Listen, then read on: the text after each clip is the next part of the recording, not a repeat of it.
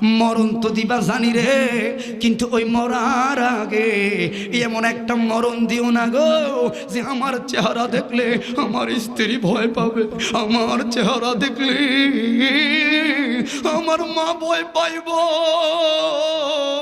আমার চেহারা দেখলে আমার ছোট ছোট বাচ্চাগুলো রে আমার দেখাইতে আনতো না রে।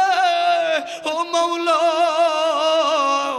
এমন একটা মরণ দিও না আমার রক্তগুলো রাস্তার মধ্যে পয়সা থাকবো রে, এমন মরণ দিও না রে আল্লাহ।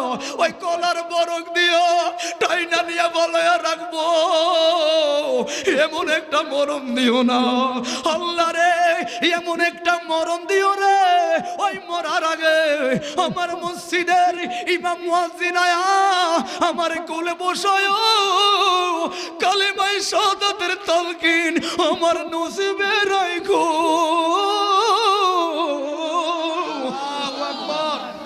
ফেরেশতারা প্রশ্ন করল, যুবক নামাজ পড়লি রোজা রাখলি আমার আল্লাহ খুশি হইয়া তোমার আল্লাহ কানের ছায়া এসির তলে আসো, তো তুমি কান্দ কেন? তোমার চাচাতো ভাইটা তো আমল করে নাই, নামাজ পড়ে নাই রে, ওইটা না নালতের বস্তা পাইলো জাহান্নামে ঘামের সাগরে বাসে রে, ওই নাকি কানলো, দুইজনে কান্দে রে।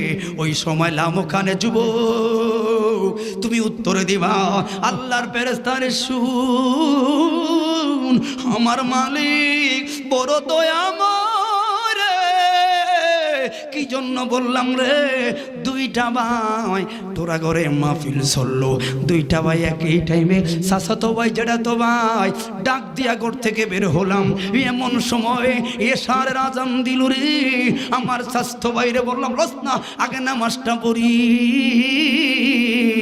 চাচাতো ভাই আমার হাতটা যারা দিয়া কত তুই যা, আমি একটু ফাইলুড স্কুলে মাঠে দেখ গইরা আসি। ওই সময় তুমি গেলাম নামাজে, তুমি বললাম স্বাস্থ্য ভাই কই রে? ভাই আমি আছি কাজে, জাগা মতো। তুমি কই? আমি আছি জান্নাতের বাগানো। তো তোমারে আল্লাহ রহম করলো, কান্দো কেন? কান্দি এই কারণে রে, কিছু কিছু কান্দা দুঃখের হয় না রে, কিছু কিছু কান্দা আছে আনন্দের। টোরাগড়ের বন্ধু দেখবেন গরিব বাবা হাজীগঞ্জে চা বিক্রি করলো আমার বাবায়, হঠাৎ করে সোহেল ভাই কয়, কি চাচা ও করিমের বাপরে কোন দুঃখে চা বিক্রি করো, ঘটনা কি শুনছেন? কয় কে? আজকে না পরীক্ষার রেজাল্ট দিল, হ্যাঁ আপনার বাচ্চা না একটা ফাইলুড স্কুল থেকে এসএসসি পরীক্ষা দিল, কহ রেজাল্ট জানুনি? কয় না, কয় ফুলাই তো গোল্ডেন প্লাস পায়া রইছে। দেখবেন কথাটা শুনি না, ওই করিমের বাপ একবার সোহেলের দিকে তাকাইবো, আবার ছায়ের দিকে তাকাইবো, তৃষ্ণা ভয়া বেত করে চোখের পানি ছাইরা দিব। সোহেলে কইব, চাচা রে মিষ্টি খাওয়ানে ডোরে কানলি। ওই করিমের বাপ বলল, কসম রে বাবা আমি মিষ্টি খাওয়ানে ডোরে কান্দি না রে, আমার ছেলের সাথের ছেলেগুলো কতবার সকাল বেলায় দুপুর বেলায় সন্ধ্যা বেলায় 5 টিউশনি তার টাকায় আছে বলে রে, কত এক্সট্রা পরে সিলেবাসটা কমপ্লিট করলো রে। আর আমি গরিব মানুষ রে, টাকা নাই, আমার কিছুই নাই, একটা 5 টিউশনি করাইতে পারলাম না। গরিব বাবার প্রতি মোহাব্বত রাইখা আমার ছেলেটা যে নিজের চেষ্টায় এত একটা ভালো রেজাল্ট করলো, ওরে আমি চা বিক্রেত, এত আনন্দের ঢেউরে, ওই আনন্দের ঢেউরে চোখের জল আইলো। আল্লাহু আকবার। ওই সময় যুবক লামু কানের নিচে এসির তোলে তাইকা কানবি, আর ওই সময় বলবি ফেরেশতারে প্রশ্ন করলি, শুন আল্লাহ চাইলে ওই চাচাতো ভাইয়ের জায়গায় আমারে রাখতে পারতো, আল্লাহ চাইলে আমার বন্ধুর জায়গা খারাপ রাখতে পারতো, সবার মাঝখানে আমায় আল্লাহ আমার আল্লাহ আমার প্রতি দয়া কইরা, আমার মালিক আমার প্রতি দয়া করলো রে। এই জন্য আমি গেলাম মসজিদে, ঠিক না বেটা? মালিকের করুণা, আমি গুনাহগারের প্রতি মালিকের দয়া, আমি জানি না, অথচ মালিক আমার করলো দয়া। আনন্দে কানলাম। তোলে যুবক মনে রাখো, যৌবনের তরণা কয়দিন রে, মোহাম্মত হলো চিরদিন। আমার কথা হলো শুরু আবার, কুল্লু শাইইন ইয়ারজিউ ইলা আসলিহি, উসুলের কায়দা। যত তুমি মনে করো তুমি ঘরে যাও, আসলে না। যত তুমি বলো আমার বয়স বাড়ে, আসলে না। যত তুমি বলো আমি পরিবারের কাছে যাই, ততই না। একটা মিনিট যায়, একটা সেকেন্ড যায় গো, একটা ঘন্টা যায়, তুমি টোরাগড় দিকে অগ্রসর নারী, তুমি ওই টোরাগড় দিকে মাইনাস হইতেছ রে, তুমি দিনের দিন যায় রে, তুমি যে কবরের দিকে রওনা, ঠিক না বেঠে? এই জন্য তো আমি থাকার সুযোগ, এই জন্য ভাবারাম কত তো এলান হয়, মনোযোগ থাকে না। কত বড় বড় এলান হয়, মনোযোগ নাই। প্রধানমন্ত্রী আসুক, চেয়ারম্যান আসুক, মেম্বার আসুক, কত এলান করে, মনোযোগ নাই। কিন্তু ছোট্ট একটা মাইকে একটা এলান যদি হয়, স্তব্ধ হয়ে যায়, সবাই জানুনি। এলানটার আগে কোনো স্লোগান নাই, কিছু নাই, ডাইরেক্ট এলানটা মারে মসজিদের মুয়াজ্জিন। একটি সুখ সংবাদ, একটি সুখ সংবাদ, যেই মাত্র একটি সুখ সংবাদ কইলেও বিশাল জরুরি মিটিং, রাখ রাখ রাখ, চুপ চুপ, কেরে কেরে, ঠিক না বেঠে? স্তব্ধ হয়ে যায় সবাই, কে রে? আর মসজিদটা তো মনে হয় আমার বাড়ির মসজিদ, মসজিদের গলা তো চিনা লাগে রে। তাহলে আমার বাড়িতে হয়তো কেউ মরলো, এ তো আয়োজন। এই জন্য তো বললাম যুবক, একদিন তোমারি নাম এই মসজিদে হবে এলান, ঠিক না বেঠে? মালিক, মরণ তো হবে। যুবক ভাইরা, বর্তমান প্রেক্ষাপটে শুধু একটু মরণকে স্মরণ করে কথা বলবো, অন্যদিকে যাচ্ছে না, কারণ আমাদের অন্তরগুলো পাথর হয়ে গেছে।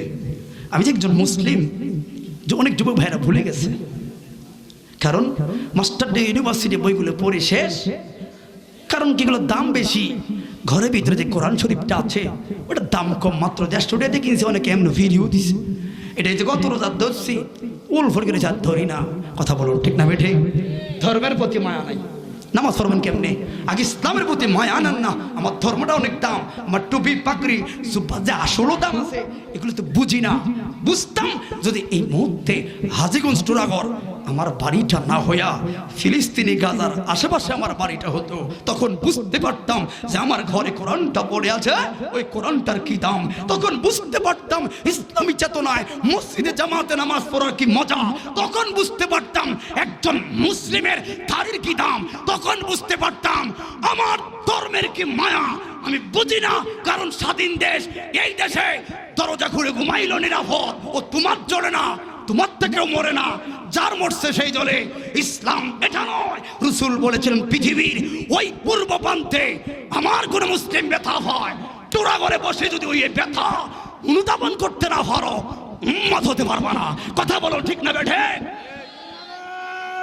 তাকবীর,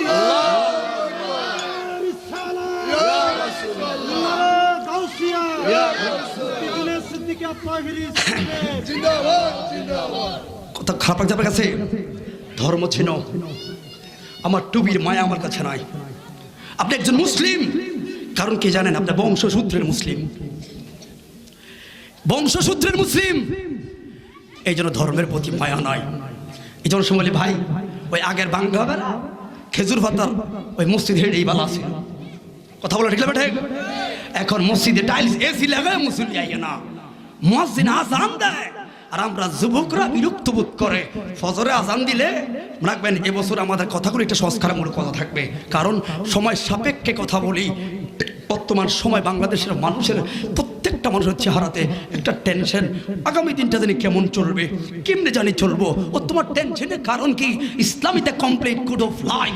ইসলাম এমন একটা ধর্ম, এখানে নয় শুধু বাংলাদেশে নয়, 750 কোটি মুসলমানের মানুষের জিন্দেগি মাত্র 2 মিনিটে সমাধান করতে পারে।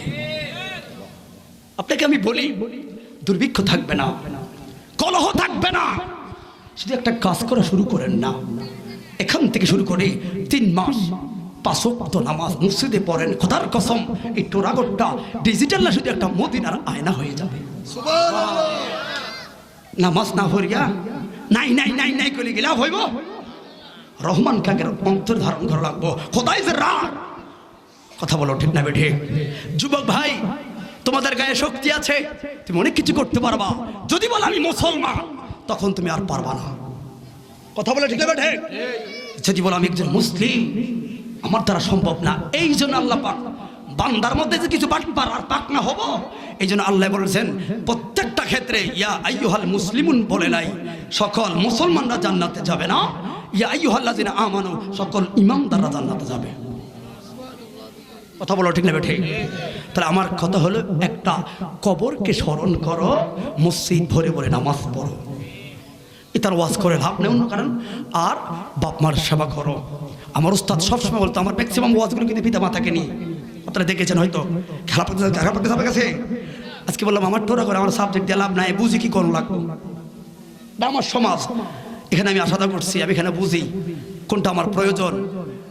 ভাইরা, আমার উস্তাদ বলতো প্রত্যেকটা মাহফিলে 2-4-5 মিনিট 10 মিনিট মা বাবার কথা বলবি। কেন? যাইতে বাপ মার কাছে বেয়াদবি করে, বাপ মারে ভাত দেয় না, এই তার কাছে মিলাদুন নবী, আশুরা, মহরম কোন ওয়াজেরই দাম নাই। কি কথা বলে ঠিক নেই? এইও আমরা তো ফেল করে না, ঘটনা তো আপনাকে ভিতরে আসে মনে হয়। সাবধান সাবধান, লা তাকুল্লাহুমা উফি ওয়ালা তানহারহুমা ওয়া কুল্লাহুমা কাওলান কারীম। আল্লাহ বলেছেন কোন কথা, কাজ কাজ, আচার আচরণে মা বাবা যদি একটু কে শব্দ করে, আল্লাহকে ডিলেট। রাসূল পাক সাল্লাল্লাহু আলাইহি ওয়াসাল্লাম বলেছেন রাদাউল্লাহু ফি রাদাউল ওয়ালিদাইন ওয়া সাখাতুল্লাহু ফি সাখাতুল ওয়ালিদাইন। বাপ মার সন্তুষ্টি আল্লাহর সন্তুষ্টি, আর বাপ মার অসন্তুষ্টি আল্লাহর অসন্তুষ্টি। এই যুবক ভাই, ভাই বারাদের মধ্যে জায়গা সম্পদ বন্টন করতে গিয়ে দেখবা অনেক সময় মা বাপকে গালি দেয়। যুবক ভাইয়েরা, তুই তো বেটা মালিকে না, মালিকে না, কিন্তু একটু কম দিল কেন? তোমার ঝগড়া কেন? আমারে ঠকাইছে, তুই তো মালিকে না। কথা বলো ঠিক না বেটা? ভাইরা, আমরা 4 ভাই, বিল্ডিং এ একটা মাত্র দোতলা ডুমুরখা। আমার বাবাকে, বাবারে তুই বিল্ডিং এর দাবি করিস না। কি লেগে? কি লেগে? কত আল্লাহ দিয়েছে, ওটা একটু কম আছে, এটা বিল্ডিং এটি নেই। তাই বললাম বাবা আমার একটা আবদার আছে, সবসময় তারাই থাকবে, অসুবিধা নাই, কিন্তু ওই দোতলার ছোট্ট একটা রুম আমার জন্য রেখে দিবেন। তবে এটা ওরা ব্যাখ্যা করো, আমরা যখন আসবো একটু থাকবেন। কেন? এটা আমার বাবার স্মৃতি। বাবার বিড়ার একটা চুল পরিমাণ থাকতে আমাকে একটু সুযোগ দিন, আমি মাঝে মধ্যে এসে যেন আমার বাবার অস্তিত্বের মধ্যে থাকতে পারি, আমার বাবার করা জায়গার মধ্যে আমি থাকতে পারি। আমার আরো টাকা আছে, আমি বড় বিল্ডিং করতে পারবো, কিন্তু আমার কাছে শান্তি লাগবো আমার বাবার ভিটার মধ্যে একটু যদি ঘুমাতে পারি। এই জন্য বললাম মালিক সূত্রে নাও থাকলো, ভাইকে বলে দিন একটা রুম যেন আমার জন্য রাখে, আমার বাচ্চাগুলো থাকতে পারি। কেন? কেন? মেনে যাও, স্যাক্রিফাইস করলে ঠকবা না, কারণ বাপমার দোয়া বড় দোয়া। কথা বলুন ঠিক না বেঠে? আসুন আগে কথা কবরে কথা বলি। আমার নবী বলেন উম্মত, এই জন্য ওই যে ওরা দাঁড়ায়, এই জন্য বললাম ওয়াহাদাইনা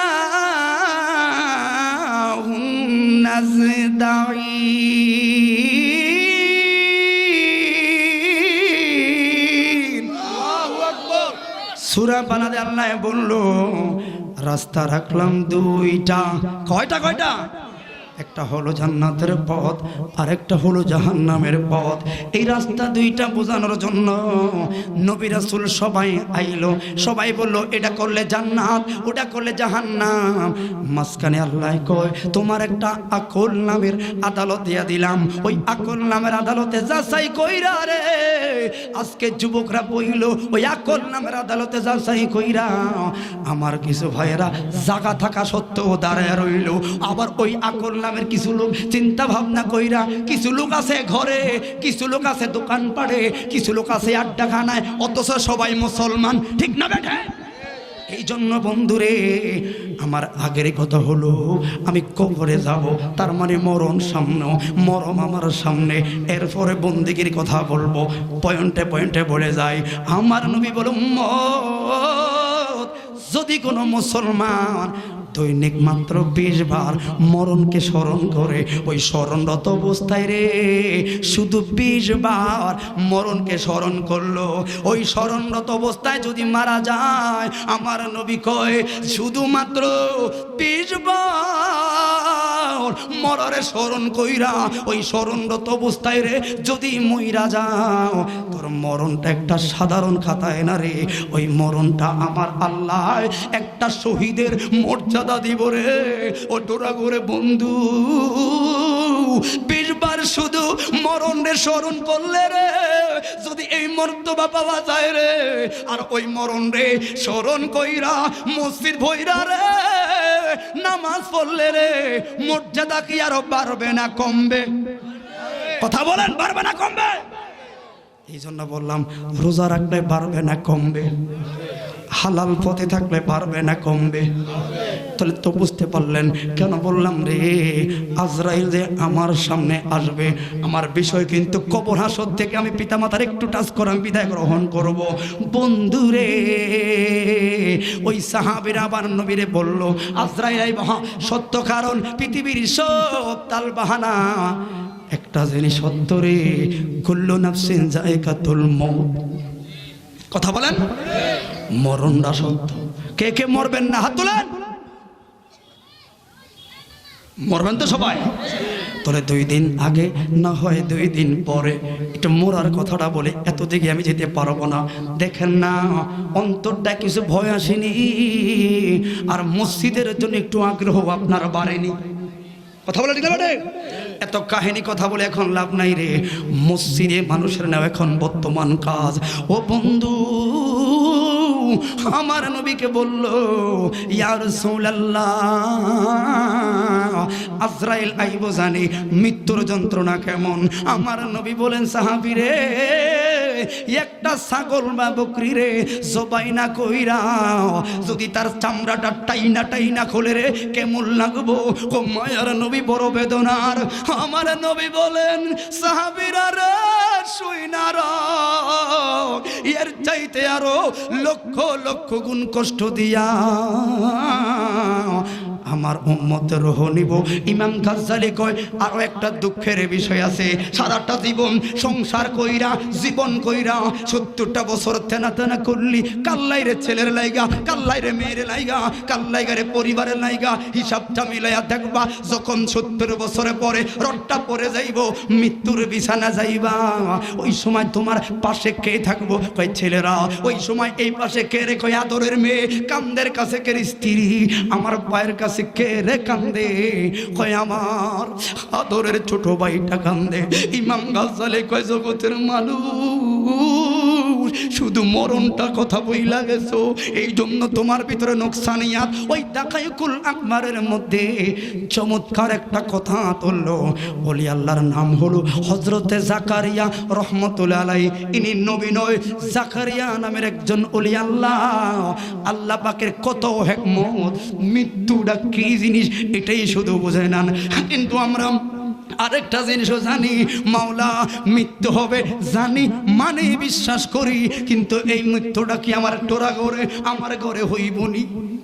এই মৃত্যুটা না জানি আমার বগদাদ গাড়ির তলে তুমি লেখা রাখছো, এই মৃত্যুটা কি আমার তোমার সাতপুরে লঞ্চে লেখা রাখছো?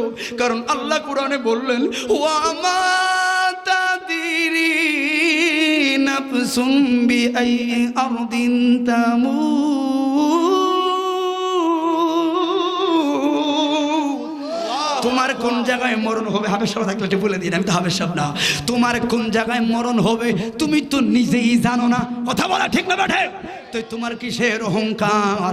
বন্ধুরে রাস্তায় কি তোর যুবক মৃত্যু লেখা রে? তুমি তো জানো না কোথায় না গাড়ির তলে, না মোটর সাইকেলটা গেল রে, না মেডিকেলে। ওরে এখন ইদানিং মানুষ বেশিরভাগ মেডিকেলে মহিলা যায় রে, আইসিইউ তলে মহিলা যায়, আইসিইউ তলে মহিলা যায়। আইসিইউ দিয়া চেষ্টা করলো রে এই জন্য বইলা যাই রে, যদি মৃত্যু ঘনাই আসে রে বুঝতে পারেন, তাহলে আইসিও দরকার নাই, অন্তত স্বজনেরা সামনে থেকে একটু আল্লাহ নবীর শানটা গয়া দিবেন, আল্লাহ নবীর রহমতের দুইটা কথা শুনাইয়া দিবেন। এই জন্য তো তোরা গোরের বন্ধু আপনাদের ওই যে আলিগঞ্জের মোড়ে কত কয়েকদিন আগে তো ডিস্ট্রিক্টের লগে বাড়ি খাইয়া, সাউলের ডিস্ট্রিক্টের লগে বাড়ি খাইয়া অটোর 3 জন প্যাসেঞ্জার নগদ ব্যানিশ কিছুদিন আগে। হ্যাঁ, এরা কি যাইতো এই টাকা ইন্ডিয়ায়, কে জানে এখানে আসবে, এরা পড়বে। এই জন্য বন্ধুরে আজকে যে বাড়িতে যাইবে গ্যারান্টি নাই। এই জন্য আল্লাহর কাছে সব সময় আরাধনা করি, আল্লাহ মরণ তো দিবা জানি রে, কিন্তু ওই মরার আগে এমন একটা মরণ দিও না গো যে আমার চেহারা দেখলে আমার স্ত্রী ভয় পাবে, আমার চেহারা দেখলে আমার মা ভয় পাইব, আমার চেহারা দেখলে আমার ছোট ছোট বাচ্চাগুলো রে আমার দেখাইতে আনতো না রে। ও মাওলা,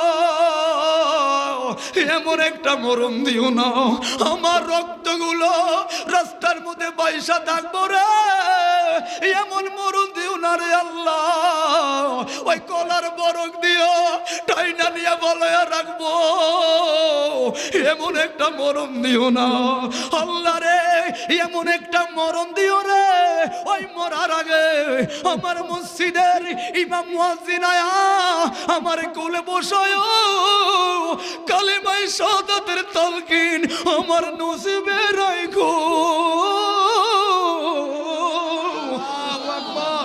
অনের চিঠি যখন আসবে আমার, কালেমার তালকিন দিও বারে বার, প্রাণ ভরে দেখবো চেহারা তোমার। পারবেন আপনারা বলতেন না? আরে না ফলে একটু মুন্ডার মিলান না, কারণ এই দিনটা আপনার আমার সামনে, যেটা আমি বলতেছি কথা বলো ঠিক না বেঠে?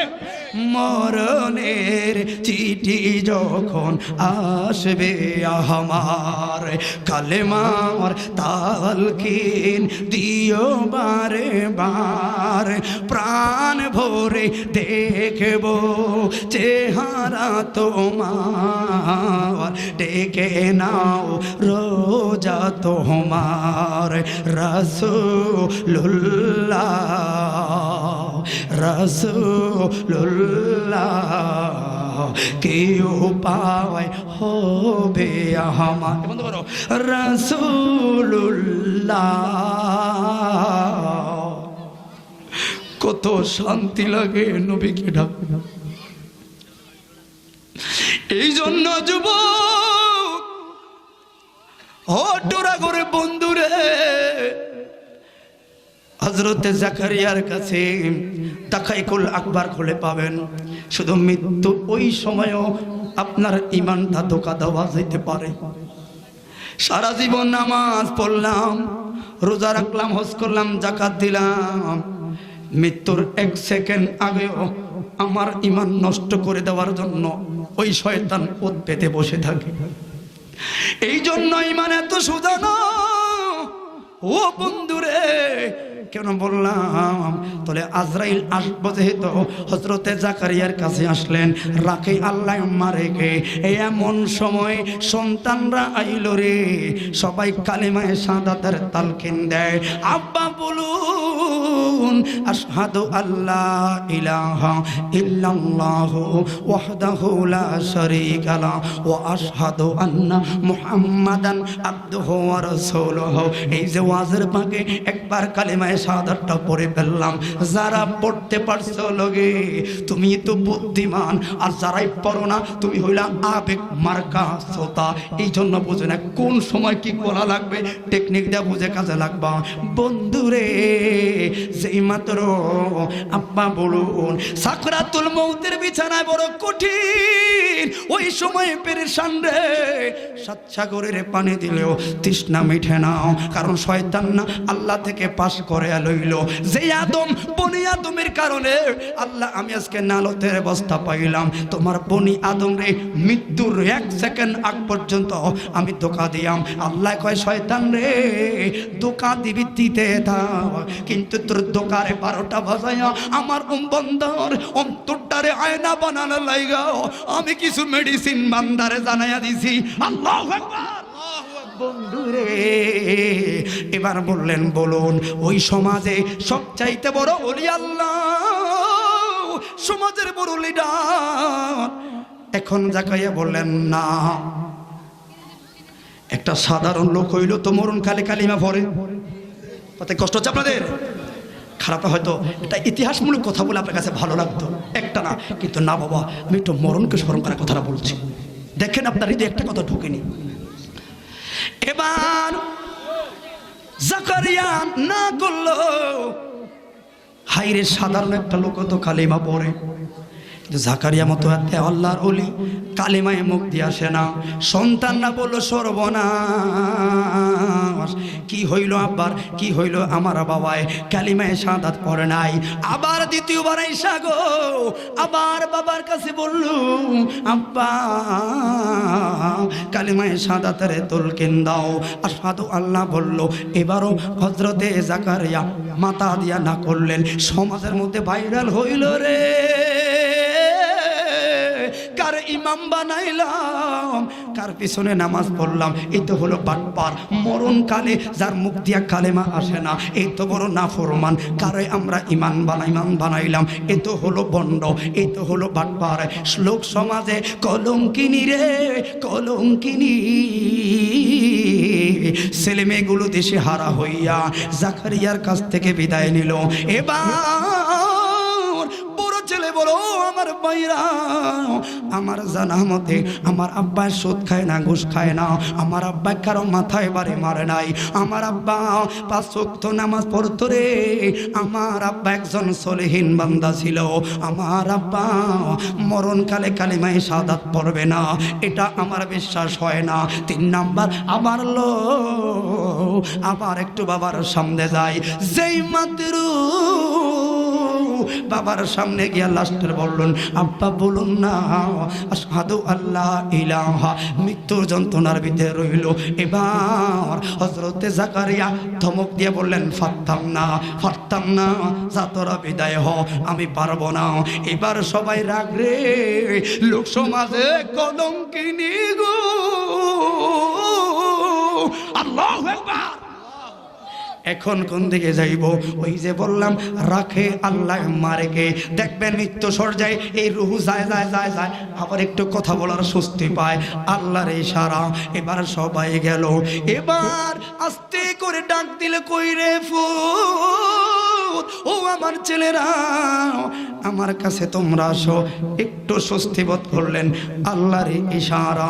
এবার সবাই দৌড়াইয়া কয় আব্বুরি বাবা গো, লোক সমাজে মুখ দেখাইতে পারলাম না আব্বা, একটা সাধারণ লোকে তো মুখ দিয়া কালেমা আসে, আপনার আসে নাই, এই জন্য সবাই বিরক্ত বোধ। আপনারে প্রথমবার বললাম আব্বা কালিমায়ে শাহাদাতের তালকিন দাও, আপনি পড়লেন না। আমার জাকারিয়া বলে ছেলে রে তোরা শুধু সামনেই দেখলি, কারণ আজরাইল আর ফেরেশতা শয়তান এই 3 ডিপার্টমেন্ট তোমাদের চক্ষুর আড়ালে। কয় কেমনে? যেই মাত্র তোমরা আমারে কালিমায়ে শাহাদাতের তালকিন দাও, ঠিক ওই টাইমে শয়তান আমার সামনে আইলো, আয়া 1 গ্লাস পানি লইয়া আমার জিহ্বার সামনে লড়াই, জিহ্বার সামনে লড়াই। ওরে মৃত্যুর যন্ত্রণা বড় কঠিন, দিশেহারা গো, কলিজাটা শুকিয়ে গেছে রে, আজরাইলে চাপতে চাপতে রে একটু পানির তৃষ্ণা লাগলো। এমন সময় কে শয়তানকে দেখার সময় নাই, দে দে আমার কণ্ঠে পানি দিয়ে তাড়াতাড়ি ঢাইলা দে। ওই শয়তান বলে জাকারিয়া রে পানি দিয়াম, একটা সত্য কই কি, শুধু এটা বলবা কোরআন আল্লাহর কিতাব না, আমি এটা বলবো তুমি শুধু না বলবা কোরআন আল্লাহর কিতাব না। কেমন পরীক্ষার মধ্যে পড়লো, জাকারিয়ার মতো এত বড় একটা ওলি আল্লাহ যদি এমন পরীক্ষার মধ্যে পড়ে রে, তাহলে আমরা তো মরণকালেও বেঈমান হইয়া যাই আমরে। ও বন্ধু, এই কথাটা বোঝানোর জন্য বললাম। এমন সময় এই শয়তান বলল, আমারে আল্লাহ বলতেন দুইজন, কোরআন আল্লাহর কিতাব না, এই কথাটা বলতে বললাম। এমন সময় তোমরা কানের কাছে আইসা আমারে বলল, আব্বা বলুন আশহাদু আল্লাহ ইলাহা ইল্লাল্লাহ। এবার আমি কোন দিকে যাই? কারণ শয়তান আমি দেখি রে, তোমরা দেখো না, কিন্তু আমার মুখের বাণী শয়তানও শুনবো, তোমরাও শুনবা। কোন দিকে যাইম? তাৎক্ষণিক আমি জাকারিয়া একটা সিদ্ধান্ত গ্রহণ করলাম। কিসের সিদ্ধান্ত? আমি যদিও লোক সমাজে রে আমার মন্দ বলে রে, লোক সমাজে মন্দ বলে, কিন্তু আজকে আমি না কইরা দিয়াম, শয়তানের কাছে মাথা নত করতাম না রে। বিনিময়ে আমার ছেলেরা আমার মন্দ বলবে, লোক সমাজে মন্দ হইয়া রহমানের দুয়ারে যদি ঠাঁই পাইরে।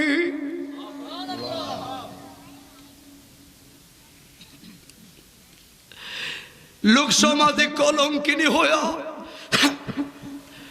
যদি রহমানের দুয়ারে একটু ঠাঁই পাই, আমি জাকারিয়ার জীবন ধন্য। এই জন্য মাথা দিয়া না করলাম। তোমরা বুঝছো তোমাদের কালিমার উত্তর দেই না, আসলে আমি শয়তানরে বললাম না। আল্লাহু আকবার, আল্লাহু আকবার। চলে এই মুহূর্তটা আমার আপনার সামনে আছে না নাই? বাবা গো, তাহলে 2 নাম্বার দে আবার আমাদেরকে না করলেন। কয় 2 নাম্বার, তোমরা আবার শয়তান আয়া আবার আমার কণ্ঠের সামনে পানি লড়ায়। মৃত্যুর যন্ত্রণা এত কঠিন ফুতরে, ওই যে প্রথমবার শয়তানের লগে তক্র হইল, এটা পর্যন্ত এখন ভুলে গেছি। এমন বড় প্রেশার মারে গো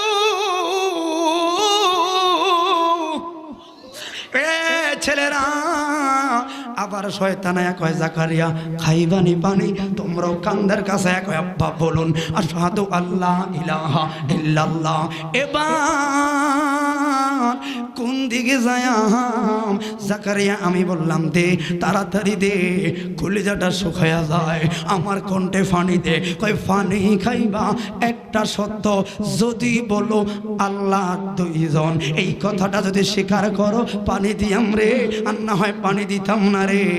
এবার তোমরা বলো, তোমরাও কালিমায়ে শাহাদাতের তুলকিন দাও। তোমরা তো আর শয়তানের মোকাবেলা দেখো না। আর বাবার তো ওই সময় ওর জবান নাই রে বন্ধুরে। এবার শয়তান রে মাথা দিয়া না করলাম, তোমরা বুঝলা তোমাদের কথা। হাই রে, এবার কয় তোর লাস্টের বাজে ধমক দিলেন। কয় আবার শয়তান আগের মতো বড় হুজুর হয়ে যা। আমার সামনে কয়, জাকারিয়া পানি খাইবিনি? আমি বললাম দে। কণ্ঠে ঢাইলা দে। কয় শুধু একটা কথা বলবা, কিছুই না, লা ইলাহা, এই কথাটা শুধু বলবা, বাকিটা হাতে মিলে আলাইব। জাকারিয়া একটু ধমক দেয়া কয়, এমনি আজরাইলের পেশার রোগের তাড়নায় বাসি না, তুমি আয়া করো আর একটা ডিস্টার্ব। ধমক দেয়া বললেন যে আমি বলতে পারবো না। তোমরা ভাবছো তোমাদেরকে ধমক দিলাম, আসলে তোমাদেরকে ধমক দেই না। তোমরা লোক সমাজে কলঙ্কিনী হইলে আমি জাকারিয়ার কবরে যদি রে রহমতুল্লিল আলামিনের কদমে ঠাঁই পাইরে, লোক সমাজের কলঙ্কিনী আমার কিছু আসে যায় না। তলে বাবা কি বুঝতে পারলেন আমি জানি না। জাকারিয়া হলো এত বড় একজন আল্লাহর ওলি, এত বড় একজন আল্লাহর ওলি হওয়ার পরও এত বড় পরীক্ষার মধ্যে বলল, তলে আমরা তো জাকারিয়ার হিসাবে কিছু না রে, কিসের বাহাদুরি করি রে। আল্লাহু আকবার। কথা কি বুঝতে পেরেছেন আমার? তোরা হয়তো আমার আজকে এটাই মাহফিল শেষ,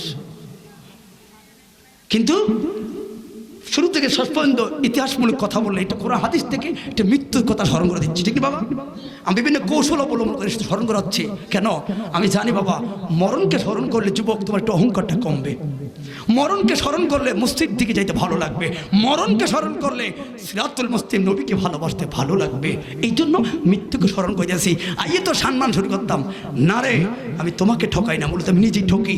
এই জন্য মৃত্যুকে স্মরণ করা কথা বলি, জানি যুবকদের কাছে ভালো লাগবে না, অসুবিধা নাই, আমি তোমাদের কাছে জিম্মাদার না, আমার জবাব দেবো রোজ হাসরে রাসূল পাকের কদমে। কথা বলুন ঠিক না বেঠে? এই জন্য লাস্টের কথা আবার বলি, মৃত্যুর যন্ত্রণার তলে সামনে আছে না নাই? কথা বলা আছে না নাই? শুধু কি তাই নিয়ে যুবক, একটা কথা থেকে কেমনে এখন বের হই। আল্লাহর কোরআন বলল, মিনহা খালাকনাকুম ওয়া ফিহা নুঈদুকুম ওয়া মিনহা নুখরিজুকুম তারাতান উখরা। কোন সময় পড়ি? ওইটা পড়লাম মাটি কবর দেওয়ার সময়। এই আয়াতের ব্যাখ্যা আজরাইলের পেশার কি গো? এই জন্য এই আয়াতের ব্যাখ্যা আপনারা জানেন। ছোট্ট একটা কথা বলে বিদায় গ্রহণ করব। মৃত্যুর যন্ত্রণাকে ওই ঢেউটা তোমার আমার সামনে একটু স্মরণ করো, কারণ এই টোরাগড়ের জায়গায় থাকবে, বরঞ্চ আগের চাইতে আরো সুন্দর হবে। এই জায়গাগুলো ডোবা নালা ছিল রে, আজকে এই জায়গাগুলো ভরে গেল। কে প্রথম টোরাগড়ে আইলো, কে নামটা টোরাগড় রাখলো, কেউ তো বললাম না। ও তোমার দাদার নাম জানো, সর্বোচ্চ দাদার বাবার নাম জানো, কিন্তু দাদার দাদাকে তুমি জানো না, ওই দাদার দাদাকে তুমি তো জানো না। বন্ধুরে, তোর আজ থেকে 100 বছর পরে তোমারও তো ভ্যালু নাই, কেউ তো তোমার চিন্ত না। টোরাগড়ের জায়গায় থাকবে, মাইকের জায়গায় থাকবে, মাঠের জায়গায় থাকবে, কিন্তু একদিন সোহেল নাই, একদিন ভাই নাই, একদিন আমি নাই। ওরে কোন দিন জানি তোমার কি বুঝে আসে না। ওই মসজিদে গেলে হাতের বাম পাশে কিবা ডান পাশে সুন্দর একটা পালকি দেখা যায়। এই পালকির ভিতরে দাদাই উঠলো, কয়দিন যাইতে না যাইতে আমার জেডার জন্য পালকি আইলো, কয়দিন যাইতে না যাইতে আমার বাবার জন্য আইলো, ওই একই পালকি আমার চাচার জন্য আইলো, পালকিটা আমার বড় ভাইয়ের জন্য আইলো। বড় ভাই আসার পর এরপরে তো আমার সিরিয়াল। এই পৃথিবী যেমন আছে তেমনি ঠিক রবে।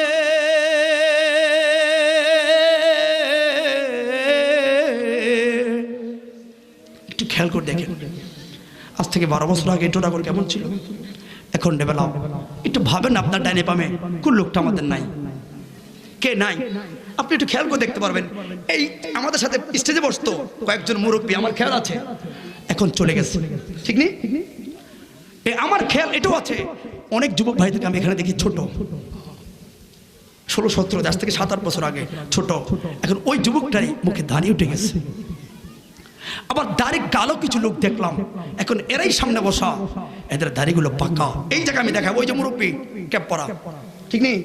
এগুলো আগে থেকে আমাদের কিছু লোক আছে, পরিচিত অনেকগুলো লোক দেখতেছি আমি, আজকে দাড়িগুলো পেকে গেছে। কি বুঝলাম? তবে দাড়ি পাকলো আর অল্প কয়েকদিন অনেক কবরে চলে যাবে। তোমার কালো দাড়ি তুমি আবার সাদা হয়ে আসবে, এটাই তো, থাকতে পারবা না। অতএব আসুন একটু রহমানের তোরে সিলিন্ডার করি। কথা বলুন ঠিক না বেঠে? সুন্দর এই পৃথিবী চেরে রে, যে যেমনি আছেন একটু চোখটা বন্ধ করে কথাটার মধ্যে একটু ডুব দেন, কণ্ঠের দিকে ছায়া লাভ নাই, শব্দ চয়নগুলো আপনার হৃদয় একটু থ্রেট দেন। কি বুঝান, কি আপনার হৃদয় উত্তরটাতে একটু বুঝে শুনে নেন, চোখটা একটু বন্ধ করে কথাটাকে অন্তরে নেন, একটু লড়ান, পরে দেখবেন আসলেও কিছু নাও। এই পৃথিবী যেমন আছে তেমনি ঠিক রবে।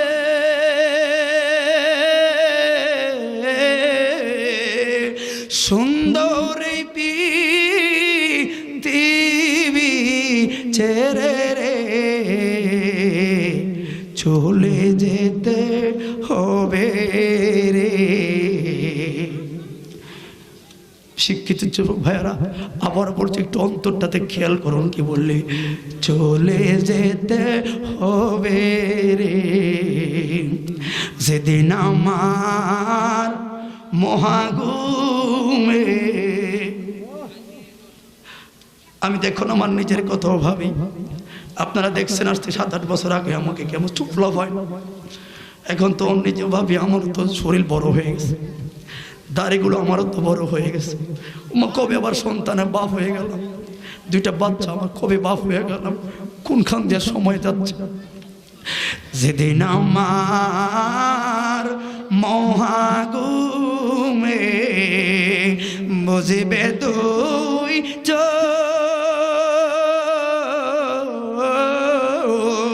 পারাপতি বেশি সবাই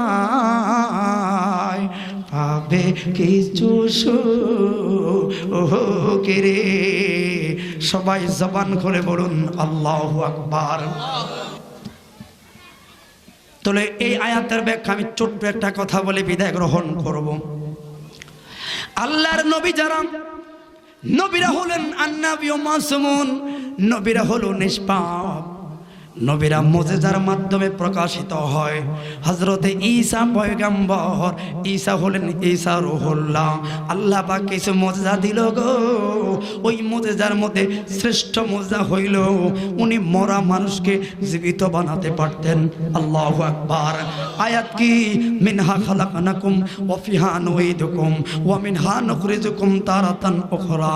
এই মাটির মধ্যে থেকে বানাইলো, মাটির মধ্যে ঢুকাইবো, আবার ওই একই আল্লাহ মাটি থেকে আমার হাসর ময়দানে উঠাইবো। একটু তাফসীরটা করে চমৎকার একটা ঘটনা পাইলাম, এখনো মরার ভিতরে রয়ে গেলাম। বন্ধুরে, উনি যখন বাড়ির মধ্যে গেলেন, দেখলেন পাহাড়ের কাছে একজন বুড়ো মা, একজন মহিলা ছোট্ট একটা কবরের সামনে দাঁড়ায়া কি যেন বলে, এই হাসে, এই কাঁদে, এই যেন ধমক দেয়, এই যেন ডাকে, কি যেন একটা কাহিনী করলো।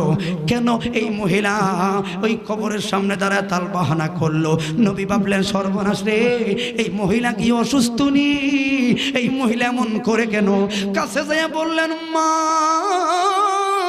ও মা গো, এই জায়গায় তো কেউ নই গো মা, সামনে দেখলাম একটা কবর, কি জন্য কান্দো, কি জন্য কান্দো? আমরা দেশের কিছু মানুষ সুশীল সমাজ, আমরা ঠান্ডা লাগে কম্বল কিনছি রে, আমার স্ত্রী বলল টাইসটা অমুক অমুক কালার দিলে ঘরটা সুন্দর হবে, কিন্তু ওই ভদ্রলোকের বাবার কবরে ভরে ময়লা ঘাস পড়িয়া রয়েছে, পরিষ্কার করার সময় হয় না, ঘরের ভিতরে টাইলস লাগায়, মার কবরের ভিতরে একটা নেম প্লেট লাগানোর সময় নাই। ওরে বন্ধু, আবার ঘরটারে সুন্দর বানাও। এই জন্য বললাম শিক্ষা জাতি মেরুদণ্ড কথাটাই মিথ্যা। সুশিক্ষা আর দিনই শিক্ষা থাকলে কোথাও যাইতি না রে, অন্তত শুক্রবার একদিন জুমার নামাজটা পইরা দৌড় দিয়া মার কবরের সামনে যাইতি, বাবার কবরের সামনে যাইতি, নিজে যাইতা, নিজের সন্তান নাতি নাতকুনদেরকে লইয়া কইতা, হাত তোর, এটা তো দাদার কবর, এটা তো দাদির কবর, দেখো দিতা, দেখতো তুমি মরলে তোমার সন্তানগুলো ওইভাবে জিয়ারত করতো, তোমার ঘরে সুন্দর বানাইলি, আর বাপের কবরে বাঁশ গাছ যার ওইটা রয়েছে চিহ্নও নাই, আছে না নাই? বন্ধুরে, এবার আপনি আসলে বক্তা কথা বলে, আমার ওয়াজ এখন 10-12 মিনিট, এই জন্য কথাটা শেষ করে দেই। ঈসা নবী বললেন, মা কান্দো কেন? মহিলা আল্লাহু আকবার স্লোগান দিয়া গো বললেন, আল্লাহর নবী রে, ওরে ঈসা আপনারে পাইলাম ভালো হইল, আল্লাহ না আপনারে সেই ক্ষমতা দিল গো, মরা মানুষ জীবিত বানান। ঈসা নবী বললেন, আল্লাহ রহম করে বিদায় আমি করি, আল্লাহর ইশারা ছাড়া কিছু হয় নাই।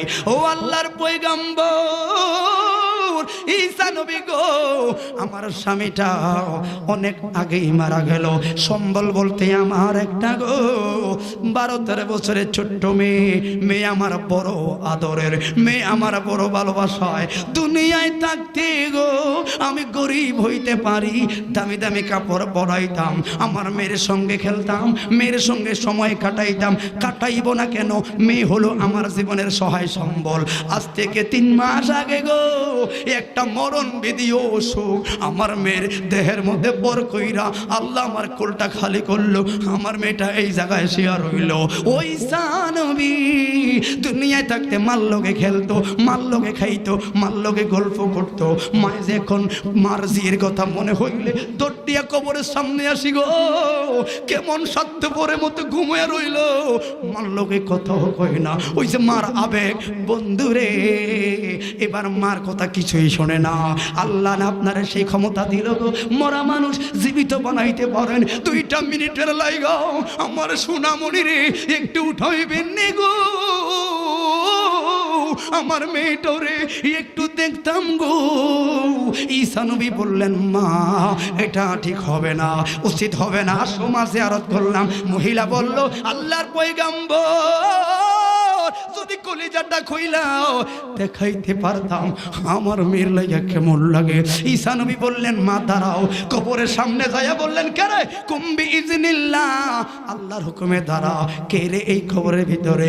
যেই মাত্র এই কথাটা বললো রে, কবরটা পাইরা 12-13 বছর একটা মেয়ে লাফ দিয়া দাঁড়ায়া আল্লাহর পয়গাম্বর রে সালাম দিল রে।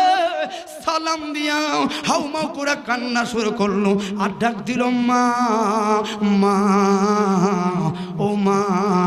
কেমনে গো সন্তান হইয়া, মা হইয়া সন্তানের এত বড় ক্ষতি করলাম।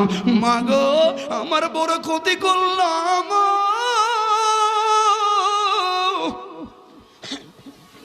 বড় ক্ষতি আমার করলাম। বুড়ো মা কয়, মারে তোর যখন কবরে দিলাম তোমার চুলগুলো ছিল কালো কালো, এটি দেখুন সাদা সাদা। মেয়েটা বলেন, মা গো কেমনে গো এত বড় ক্ষতি করলাম? কি রে কি হইল? ও মা, ঈসা নবীরে পাইছো, জিয়ারত করাইতে, সালে সওয়াব করাইতা, এটাই তো ছিল ভালো। আমার আবার কিল্লে উঠাইছো, আরে কান্দস কেন? ও মা, আজ থেকে 3 মাস আগে গো যখন আমার মরণ গনে আইলো, আজরাইল আইলো, আমি 12-13 বছর মেয়ে এমন কষ্ট দিছি গো মা, রুহ সহজে বের হয় না গো। এই জায়গায় সব মরলে ওই জায়গায় যায়, সর্বশেষ বুকে না এমন জোরে একটা বাড়ি মারে। ওই 3.5 মাস আগে গো আজরাইলের রুহ নেওয়ার সময় ব্যথা এখনো মনে পড়ে, সহ্য হয় না মা। আবার যে তোমার বাঁচাইলাও, তাহলে আমার না আবার মরণ লাগবো। ও মা, আমার না আবার মরণ লাগবো, আমার না আবার আজরাইলের সামনে ফোরা লাগবো। কেমনে এত বড় ক্ষতি করলাম মা,